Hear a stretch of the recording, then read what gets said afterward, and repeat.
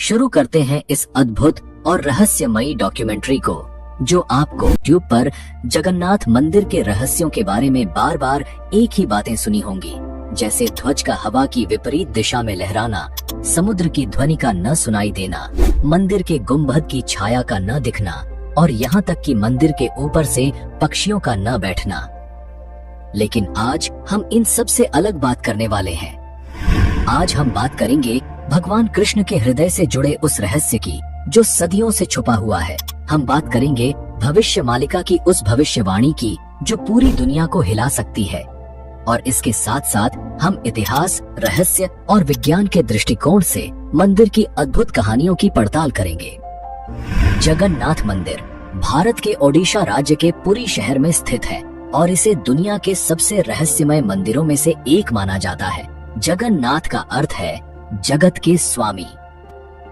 बद्रीनाथ, द्वारिका और रामेश्वरम के साथ पुरी का जगन्नाथ मंदिर हिंदू धर्म के 4 पवित्र धामों में से एक है। इस मंदिर का उल्लेख प्राचीन ग्रंथों जैसे ब्रह्म पुराण, नारद पुराण और स्कंद पुराण के उत्कल खंड में मिलता है। ऐसा माना जाता है कि यह मंदिर सतयुग की शुरुआत से ही अस्तित्व में है और इसकी दिव्यता आज भी भक्तों को अपनी ओर आकर्षित करती है। जगन्नाथ मंदिर का सबसे बड़ा और सबसे अनसुलझा रहस्य है ब्रह्म पदार्थ, जिसे भगवान श्री कृष्ण का हृदय भी माना जाता है। यह ऐसा रहस्य है जो सदियों से भक्तों और वैज्ञानिकों दोनों को हैरान करता आ रहा है। आइए जानते हैं इस दिव्य रहस्य की पूरी कहानी, जहां आस्था और विज्ञान एक दूसरे से टकराते हैं। हर 12 साल में जगन्नाथ मंदिर में एक विशेष और रहस्यमयी परंपरा निभाई जाती है। इस प्राचीन परंपरा के तहत भगवान जगन्नाथ, बलभद्र और सुभद्रा की लकड़ी से बनी पुरानी प्रतिमाओं की जगह नई प्रतिमाओं को स्थापित किया जाता है। लेकिन इन पुरानी प्रतिमाओं में मौजूद एक दिव्य तत्व को संभालकर नई प्रतिमा में स्थानांतरित किया जाता है। इसे ब्रह्म पदार्थ कहा जाता है। यह रिचुअल इतना पवित्र और गुप्त होता है कि इसे निभाने के लिए कई कड़े प्रबंध किए जाते हैं। इस रात पूरे शहर की बिजली पूरी तरह काट दी जाती है। हर जगह अंधेरा कर दिया जाता है। मंदिर की सुरक्षा सीआरपीएफ के कमांड में रहती है और किसी भी व्यक्ति का मंदिर के अंदर आना जाना सख्त मना होता है। इस प्रक्रिया को केवल मंदिर के मुख्य पुजारी ही संपन्न करते हैं, लेकिन उन्हें भी ब्रह्म पदार्थ का रहस्य जानने की अनुमति नहीं होती। इसलिए उनकी आंखों पर पट्टी बांधी जाती है और हाथों में मोटे दस्ताने पहनाए जाते हैं। यह सब इसलिए ताकि वे ना देख सकें और ना ही महसूस कर सकें कि ब्रह्म पदार्थ वास्तव में क्या है। कुछ पुजारियों ने अपने अनुभव साझा करते हुए बताया है कि जब मैंने इस ब्रह्म पदार्थ को छुआ तो मुझे एक अनोखी और शक्तिशाली ऊर्जा का अनुभव हुआ। ऐसा लगा जैसे मेरे हाथ में कोई जिंदा चीज थी जो किसी खरगोश की तरह उछल रही थी। लोगों का मानना है कि यह ब्रह्म पदार्थ और कुछ नहीं बल्कि भगवान श्री कृष्ण का धड़कता हुआ दिल है, जो आज भी 5000 सालों के बाद जीवित है। कृष्ण का हृदय यहाँ कैसे आया और क्या यह सचमुच संभव हो सकता है? इस अद्भुत रहस्य को समझने के लिए हमें समय के पहियों को घुमाना होगा और जाना होगा 3102 ईसा पूर्व में, यानी करीब 5000 साल पहले। एक ऐसा समय जब भगवान श्री कृष्ण ने अपनी लीला समाप्त कर इस पृथ्वी से विदा ली। महाभारत युद्ध के बाद कुरुक्षेत्र की धरती पर फैले लाखों शव और कौरवों के विनाश ने हर व्यक्ति को झकझोर दिया। इसी विनाश के लिए गांधारी ने भगवान श्री कृष्ण को दोषी ठहराया। अपने 100 पुत्रों की मृत्यु के शोक में डूबी गांधारी ने कहा, हे कृष्ण, जैसे मेरे पुत्रों का वंश समाप्त हो गया, वैसे ही तुम्हारा यादव वंश भी आपसी लड़ाई में नष्ट हो जाएगा और 36 वर्षों के भीतर तुम्हारी द्वारका समुद्र में समा जाएगी। 36 वर्षों बाद गांधारी का यह श्राप सत्य साबित हुआ। यादव वंश में आपसी झगड़े और क्रोध में लिपटे एक दिन नशे में चूर यादवों ने एक दूसरे को मारना शुरू कर दिया। इस घटना के बाद द्वारका समुद्र में डूब गई। यह विनाश स्पष्ट संकेत था कि भगवान श्री कृष्ण का पृथ्वी पर समय समाप्त हो चुका है। भगवान श्री कृष्ण जंगल की ओर चले गए। वह एक पीपल के पेड़ के नीचे ध्यानमग्न हो गए। तभी जरा नामक एक शिकारी ने उन्हें हिरण समझकर तीर चला दिया। तीर उनके पैर में लगते ही जरा को अपनी गलती का एहसास हुआ। वह माफी मांगने भगवान के पास पहुंचा। श्री कृष्ण ने मुस्कुराते हुए कहा, डरो मत, यह सब मेरी लीला का हिस्सा है। त्रेता युग में तुम राजा बाली थे, मैंने राम अवतार में तुम्हें छल से मारा था, और अब उसी कर्म का परिणाम है कि आज तुम मेरे लिए मृत्यु का माध्यम बने हो। इसके बाद श्री कृष्ण ने योग निद्रा में लीन होकर इस भौतिक संसार को त्याग दिया। जब अर्जुन को इस दुखद समाचार का पता चला तो वह तुरंत पहुंचे और भगवान का अंतिम संस्कार किया। लेकिन चमत्कार हुआ, भगवान का पूरा शरीर पंच तत्व में विलीन हो गया, सिवाय उनके हृदय के। यह हृदय धड़कता हुआ और ऊर्जा से भरपूर जलने से बच गया। यह दिव्य हृदय, जिसे बाद में ब्रह्म पदार्थ कहा गया। अर्जुन ने भगवान कृष्ण के दिव्य हृदय को एक लकड़ी के मंच पर रखा और उसे पवित्र नदी में प्रवाहित कर दिया। यह दिव्य हृदय नदी में बहता हुआ लंबे समय बाद ओडिशा के महानदी तट पर पहुंचा। उस स्थान पर एक सब्र जनजातीय समुदाय रहता था। इस जनजाति के मुखिया थे विश्ववासु। जब उन्होंने इस दिव्य हृदय को लकड़ी के मंच पर तैरते हुए देखा तो वह चकित रह गए। इस हृदय से एक दिव्य चमक निकल रही थी। विश्ववासु ने तुरंत इसकी दिव्यता को पहचाना और इसे नील माधव के रूप में पूजना शुरू कर दिया। उसी समय मालवा राज्य के राजा इंद्रद्युम्न, जो भगवान विष्णु के परम भक्त थे, ने भगवान नील माधव के दर्शन करने की प्रबल इच्छा व्यक्त की। उनकी यह खोज आगे चलकर भगवान जगन्नाथ मंदिर के निर्माण की आधारशिला बनी। ये राजा इंद्रद्युम्न भगवान विष्णु के परम भक्त थे। एक रात भगवान विष्णु ने सपने में दर्शन देकर आदेश दिया कि वह उनकी दिव्य मूर्ति नील माधव को ढूंढे और उनके लिए एक भव्य मंदिर का निर्माण करे। भगवान ने संकेत दिया कि यह मूर्ति नीलांचल की एक गुफा में छिपी हुई है। राजा ने अपने ब्राह्मण पुजारी विद्यापति को नील माधव की खोज के लिए भेजा। कई दिनों की कठिन यात्रा के बाद विद्यापति ने आदिवासी मुखिया विश्ववासु के बारे में सुना, जो एक गुफा में छिपी इस दिव्य मूर्ति की पूजा करता था। विद्यापति ने नील माधव की पूजा की अनुमति मांगी, लेकिन विश्ववासु ने इसे अपनी जनजाति का रहस्य बताते हुए मना कर दिया। विद्यापति ने तब चालाकी से उनकी बेटी ललिता से विवाह कर लिया और इस प्रकार विश्ववासु का विश्वास अर्जित किया। ललिता के माध्यम से विद्यापति ने विश्ववासु को मनाया और उसे गुफा तक ले जाने के लिए राजी कर लिया। यात्रा के दौरान विद्यापति ने चुपचाप रास्ते में सरसों के बीज गिरा दिए ताकि वह वापसी पर रास्ता पहचान सके। जब विद्यापति ने पहली बार नील माधव की मूर्ति देखी तो वह उसकी दिव्यता से मंत्रमुग्ध हो गए।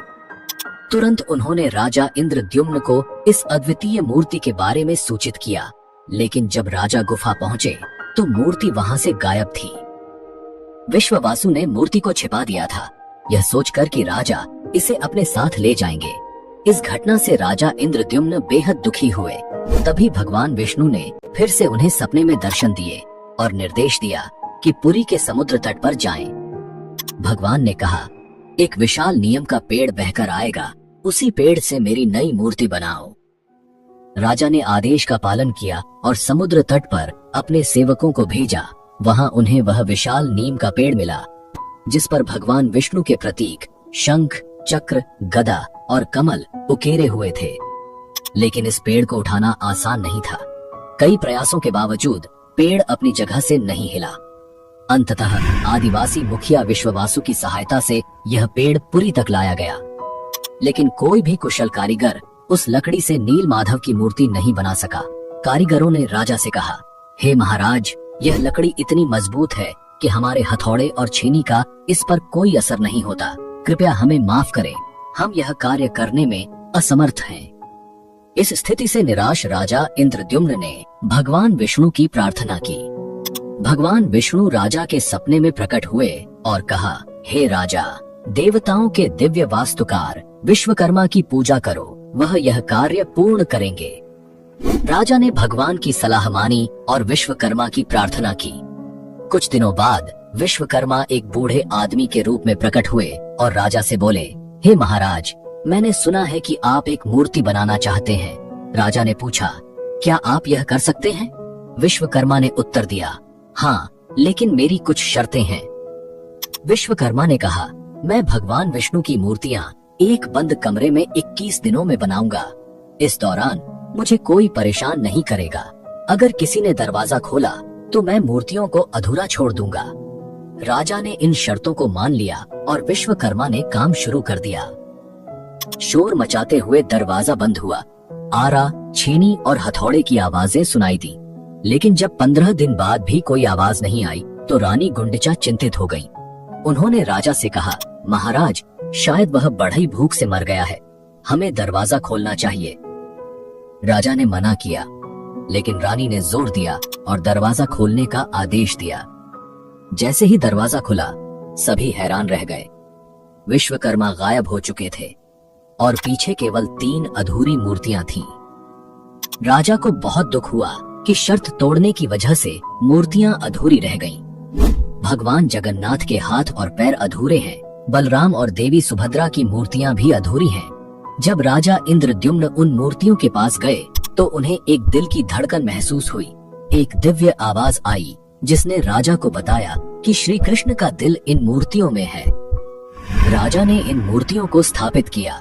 आज यही अधूरी मूर्तियां भगवान जगन्नाथ, बलराम और देवी सुभद्रा के रूप में जगन्नाथपुरी में पूजी जाती हैं। भगवान जगन्नाथ को दुनिया का एकमात्र जीवित देवता माना जाता है, जो अपने भक्तों की इच्छाओं को सुनते और पूरा करते हैं। अब हम बात करते हैं उस ब्रह्म पदार्थ की जो 5000 साल से रहस्यमय तरीके से सुरक्षित है। यह पदार्थ क्या है, यह कैसे अब तक जीवित है, और सबसे महत्वपूर्ण, विज्ञान इस ब्रह्म पदार्थ के बारे में क्या थ्योरी देता है। आइए इन सब पर विस्तार से बात करते हैं। यह रहस्य आपके सारे सवालों का जवाब देगा।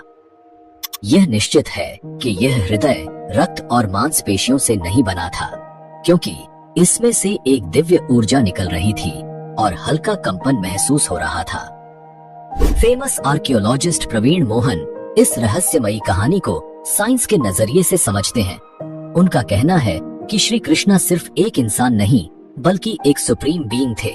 उनके पास ऐसी प्राचीन शक्तियां थीं जो आज की मॉडर्न साइंस के लिए भी अज्ञेय हैं। थ्योरी के मुताबिक ब्रह्म पदार्थ, जिसे नील माधव या श्री कृष्ण का दिल कहा जाता है, असल में एक आर्क रिएक्टर है। यह एक ऐसा डिवाइस है जो भयंकर स्तर की ऊर्जा उत्पन्न करने की क्षमता रखता है। इस थ्योरी के जरिए वह जगन्नाथ मंदिर के रहस्यों को समझाने की कोशिश करते हैं। उन्होंने बताया कि जगन्नाथ की मूर्तियां लकड़ी से बनाई जाती हैं, क्योंकि लकड़ी इलेक्ट्रिसिटी कंडक्ट नहीं करती। यह ब्रह्म पदार्थ से उत्पन्न ऊर्जा को नियंत्रित करने का एक तरीका है। करीब 50 साल पहले एक व्यक्ति ने दावा किया था कि उसने इस दिल को देखा था। उसने कहा कि यह दिल चांदी जैसा तरल बहा रहा था और यही तरल लकड़ी को कमजोर कर देता है। यही कारण है कि हर 12 साल में मूर्तियों को बदलना पड़ता है। उस व्यक्ति ने यह भी दावा किया कि दिल को जब प्रकाश में लाया गया तो यह चक्र की तरह घूमने लगा और जोर से वाइब्रेट करने लगा। उसने कहा कि यह दिल अष्टधातु से बना है। इसके अलावा जब इस ब्रह्म पदार्थ को मूर्ति से बाहर निकाला जाता है तो यह सक्रिय न हो जाए, इसे रोकने के लिए पूरे शहर की बिजली बंद कर दी जाती है। यह प्रक्रिया आज भी वैज्ञानिकों और श्रद्धालुओं के लिए रहस्यमयी बनी हुई है। यह था ब्रह्म पदार्थ यानी भगवान कृष्ण के हृदय का रहस्य, जिसे आज तक विज्ञान भी पूरी तरह से सुलझा नहीं पाया है। लेकिन जगन्नाथ मंदिर के सारे रहस्यों को हम एक ही वीडियो में नहीं समेट सकते। इसका दूसरा भाग जल्द ही लाएंगे। अगले भाग में हम जानेंगे भविष्य मालिका ग्रंथ की उन भविष्यवाणियों के बारे में जो जगन्नाथ मंदिर से जुड़ी हैं। जानेंगे कि हर रोज ध्वज क्यों बदला जाता है, अगर 22 सीढ़ियों में से तीसरी सीढ़ी पर कदम रख दिया तो क्या होता है, सुदर्शन चक्र की वो अद्भुत शक्ति क्या है, और 7 बर्तनों में बनने वाली रसोई का क्या रहस्य है। साथ ही ध्वज का हवा की विपरीत दिशा में लहराना, यह सच है या सिर्फ एक मिथक। अगर आपके मन में जगन्नाथ मंदिर को लेकर कोई सवाल है तो हमें कमेंट में जरूर बताएं। हम उसे दूसरे भाग में कवर करेंगे। तो दोस्तों, आपको यह वीडियो कैसा लगा कमेंट करके जरूर बताएं और चैनल को सब्सक्राइब करना ना भूलें। मिलते हैं जगन्नाथ मंदिर के रहस्यों के दूसरे अध्याय में। तब तक के लिए धन्यवाद।